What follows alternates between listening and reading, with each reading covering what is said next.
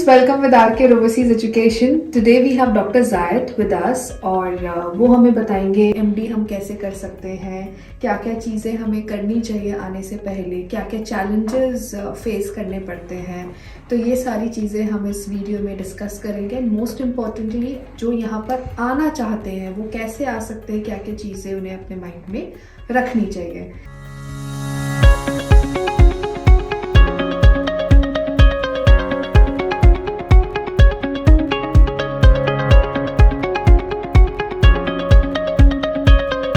Thank you so much doctor जायद. आज finally हम ये वीडियो बना रहे हैं. अपने टाइम से हम लोग कोऑर्डिनेट कर रहे थे और thank you so much for your time. तो डॉक्टर जायद आप बताएंगे, एक बार पहले इंटरव्यू दे दीजिए सबको कि आपने यहाँ पर कब से हैं, क्या कर रहे हैं. Hello friends, my name is Mohammad Zaid. So मैं जर्मनी में अराउंड 2-2.5 साल से हूँ और मैंने अपना MBBS रोमानिया से क्लियर किया था.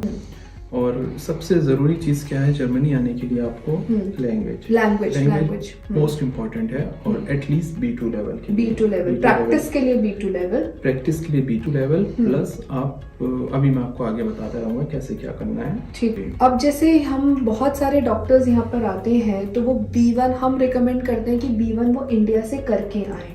हाँ, तो देखिए जैसे मैंने यूरोप से किया है, यूरोप यूनियन में था रोमानिया, तो मुझे इतनी ज़्यादा प्रॉब्लम नहीं हुई है. लेकिन मेरे जो कलीग्स हैं, फ्रेंड्स हैं जो इंडिया से आने वाले होते हैं, जिन्हें मैं रिकमेंड करता हूँ, जो आते भी हैं, उनको प्रॉब्लम होती है क्योंकि मेन प्रॉब्लम उनको वीज़ा में होती है. तो उनके लिए रिकमेंड किया जाता है कि आप एटलीस्ट B1 लेवल इंडिया में करें. क्योंकि जब एम्बेसी में अप्लाई करते हैं फॉर्म वगैरह या अपनी वीज़ा के लिए अप्लाई करते हैं तो आपसे पूछते हैं कि आप लैंग्वेज इंडिया में भी कर सकते हो अगर आप A1 से यहाँ पे शुरू करना चाहते हैं.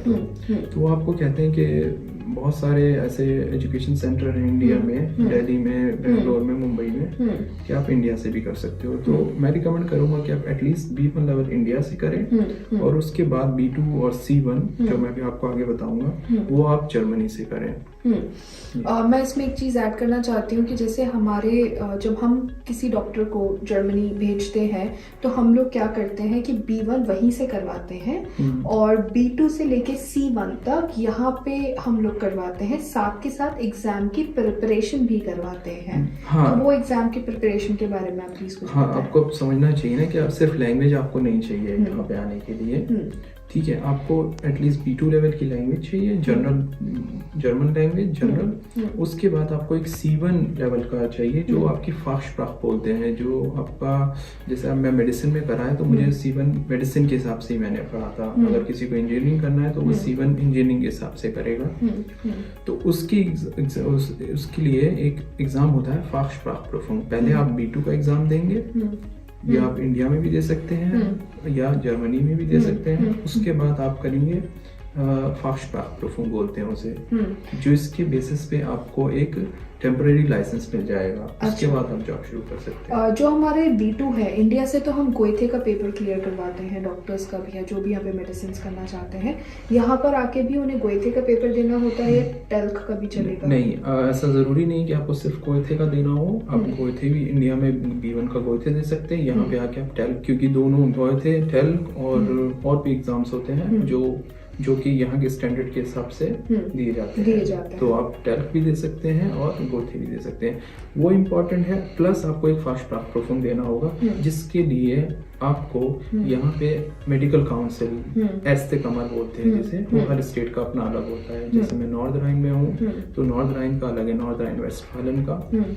और जैसे आप किसी और स्टेट में फॉर एग्जांपल हेसन है और जितने भी बर्लिन है या म्यूनिक है, जहाँ भी आप करना चाहते हैं, उनके मेडिकल काउंसिल में हमें ये पेपर सबमिट करना होता है. लेकिन वो आप सबमिट कर सकते हैं B2 के बाद. जब आपके बाद टेल्क का एग्जाम हो जाएगा तो आपको सबमिट करने होंगे.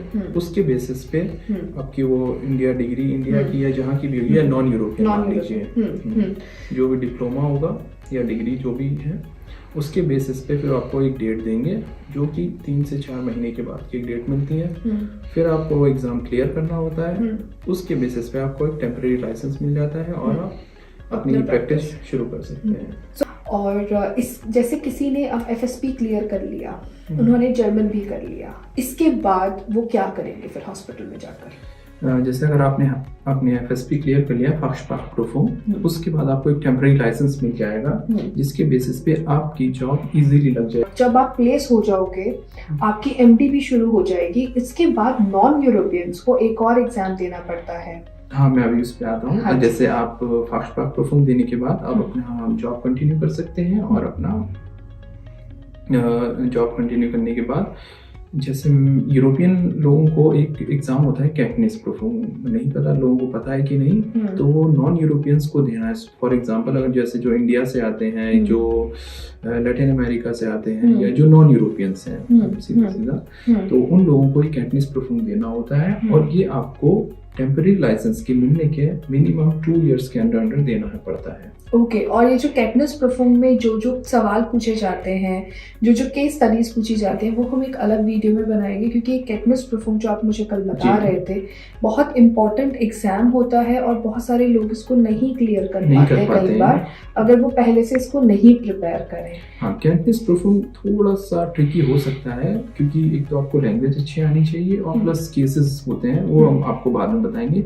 लेकिन ये कैटनेस प्रूफिंग के लिए आपको ये याद रखना है कि आपको 2 इयर्स के अंदर आपको अटेम्प्ट भी 2 ही मिलेंगे, तो आप 2 अटेम्प्ट्स के बाद आप उसको नहीं कर सकते। करेक्ट। और जैसे हम डॉक्टर जायद से भी बात कर रहे थे, इनके साथ यहाँ पर एक और डॉक्टर रहते हैं, हम लोगों ने उनसे भी डिस्कस किया, डॉक्टर निशान से। तो डॉक्टर जायद से हमें पता चल गया है कि कैसे हम अप्लाई कर सकते हैं, क्या क्या चीज़ें हमें ध्यान रखनी है। और बाकी अगर आपको एप्लीकेशन प्रोसीजर से रिलेटेड कोई भी क्वेश्चन हो, आप हमें कॉन्टैक्ट कर सकते हैं। आपको जर्मन लैंग्वेज सीखना हो तो आप हमें कॉन्टैक्ट कर सकते हैं। जॉब से रिलेटेड आप कॉन्टैक्ट कर सकते हैं। आपका पूरा एप्लीकेशन प्रोसीजर, जॉब, सब कुछ we can take care of it. You are most welcome अगर आपके कोई भी क्वेश्चन हो, कोई भी सवाल हो। And thank you so much doctor जायद, and thank you so much viewers, and please don't forget to subscribe our channel if you're liking this video.